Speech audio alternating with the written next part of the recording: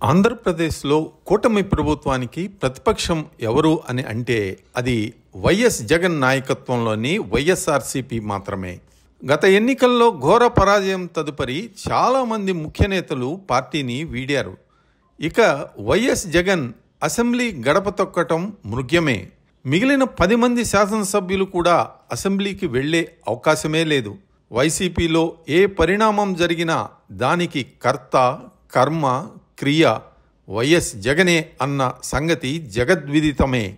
గత వైసీపీ పాలనలో కన్ను మిన్ను కానకుండా చేసిన అరాచకాలకు, పాల్పడిన అకృత్యాలకు అనేక మంది నేతల్లో పలువురు జైల్లో రిమాండ్ ఖైదీలుగా ఉండగా మరికొంతమంది రాజకీయాలకు దూరంగా ఉన్నారు. ఇంకా కొంతమంది కూటమి పార్టీలలో ఏదో ఒకదానిలో చేరటానికి సంప్రదింపులు జరుపుకుంటున్నారు. ఇక వివాదాస్పద వైసీపీ నేత వల్లభనేని వంశీ అరెస్టు, రిమాండ్ తర్వాత వైసీపీలో వస్తున్న స్పందనలు చాలామందిని ఆశ్చర్యపరుస్తున్నాయనే చెప్పాలి. ఆ పార్టీకి చెందిన కొంతమంది నేతలు బయటకు వచ్చి ఇది అన్యాయం అని మైకుల ముందు అరచి తమ డ్యూటీ అయిపోయింది అన్నట్లుగా వెళ్ళిపోయారు. వైసీపీలో ఒక వర్గం నేతలు క్యాడర్ అయితే బాగా జరిగింది అని అనుకుంటున్నారు. ఈ విషయంపై ఉమ్మడి కృష్ణా జిల్లాలో కానీ, కనీసం వల్లభనేని వంశీ నియోజకవర్గం అయిన గన్నవరంలో కానీ కనీస స్థాయిలో ఎవ్వరూ నిరసనలు చేయలేదు. మరికొంతమంది వాసుపల్లి గణేష్ లాంటి సీనియర్ వైసీపీ నేతలు మీడియా ముందే ఇలాంటి వాళ్లను అసలు పార్టీ నుంచే బహిష్కరించాలని వ్యాఖ్యలు చేశారు. వైసీపీకి ఈ నోటి దురుసు నేతలు చేసినంత నష్టం ఇంకెవరూ చేసి ఉండరన్న అభిప్రాయం ఆ పార్టీ నేతల్లోనే ఉంది అని మాజీ ఎమ్మెల్యే వాసుపల్లి గణేష్ అన్నారు. వల్లభనేని వంశీ, కొడాలి నాని, రోజా వంటి వారి చేష్టల వల్ల వైసీపీకి ఒక్క ఓటు లాభం లేదు, కానీ తీవ్రమైన డ్యామేజ్ జరగటానికి కారణం అయ్యారని ఆరోపించారు. వారిని తక్షణం పార్టీ నుంచి సస్పెండ్ చేసి పార్టీతో సంబంధం లేదని చెబితేనే సామాన్యుల్లో పార్టీకి కాస్తంత సానుకూలత ఉంటుందని వాసుపల్లి గణేష్ అన్నారు. నిజానికి వైఎస్ జగన్ కూడా ఇదే అభిప్రాయంలో ఉన్నట్లు తాడేపల్లి వర్గాల ద్వారా వినిపిస్తోంది. వల్లభనేని వంశీ, కొడాలి నాని, ఆర్కే రోజాలను కూటమి పార్టీలు ఎప్పటికీ దరిచేయనివన్న సంగతి తెలిసిందే.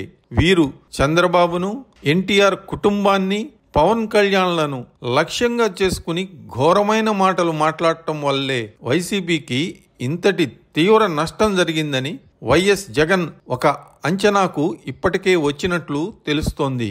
రోజాను పార్టీ నుండి బయటకు పంపేయకపోయినా ఆమెను వీలైనంత వరకు మాట్లాడకుండా చేయాలన్న అభిప్రాయాన్ని వైసీపీ అగ్రనేతలు వ్యక్తం చేస్తున్నారు. ఓ మహిళ అయి ఉండి ఆమె చేస్తున్న వ్యాఖ్యలు అసహ్యాన్ని పెంచేలా ఉంటాయని అంటున్నారు. వాసుపల్లి గణేష్ నేరుగా మీడియాను పిలిచి మరీ ఇలా చెప్పటం అనూహ్యమే. ఇది ప్రస్తుతం వైసీపీ కార్యకర్తల్లో ఉన్న నిరాశ, అసంతృప్తిని ప్రతిబింబిస్తోంది. ఓటర్లు కేవలం పార్టీ నాయకత్వానికే కాకుండా కార్యకర్తల ప్రవర్తన పైన కూడా ప్రభావితమవుతారు. సోషల్ మీడియా వేదికగా పేటీఎం బ్యాచ్లను వాడి వైసీపీ చేసిన అసభ్యకర, అభ్యంతరకర పోస్టులు వారికే భస్మాసుర హస్తంలా మారాయి.